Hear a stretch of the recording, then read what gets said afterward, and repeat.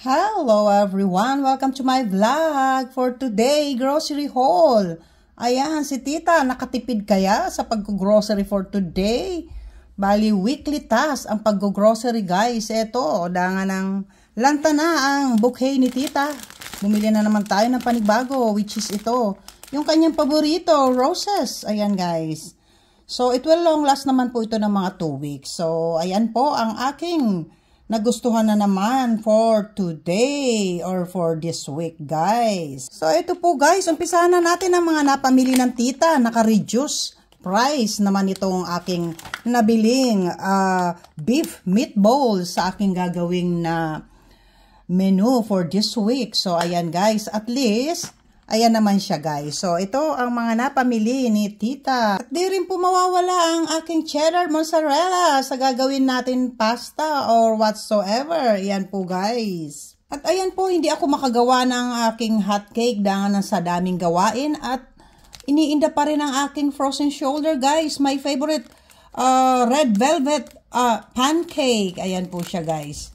Ayan ang nadiskarte naman ni tita. Naka-budget nga ba o hindi? At syempre pa guys, itong juice na ito. So, nasa yellow tag. So, nakatipid tayo ng konti. Ayan po. Paborito ni tita, wasabi piece guys. Habang nanonood or nakikipag-engage tayo. Ayan, wasabi piece. Di bali na yung umuusok-usok ang bibig. Basta enjoy, di po ba? Ayan po. Dangang nanghihina ang tuhod ng tita. Ayan, minabuti ko naman bumili ng lamb legs. Ayan, para man lang medyo may ano naman tayo, protein, puro na lang bagulay. So, paminsan-minsan, ito po guys, nakakatikim naman tayo ng karne. So, ayan. Guys, naubos na si honey. So, bumili na lang ako ng honey Mexican wildflower. Ayan guys, subukan naman na nga natin ito kung okay naman ba ang lasa. Nakadaan na rin guys sa ibang shop, which is Asian shop, at yung aking paboritong papaya, nakadiskarte po tayo ngayon. Minsan, wala po tayong mahanap, pero ayan, ginrap na ni tita na bilhin ang papaya na ito.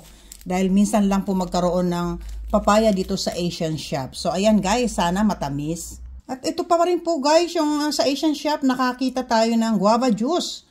Ito talaga po ang gusto ko, hindi po ako mahilig nung mga sobrang asim, pero minsan, ayan, dangan ng nakakita si tita, so ginrab na makabili ng malaki-laki.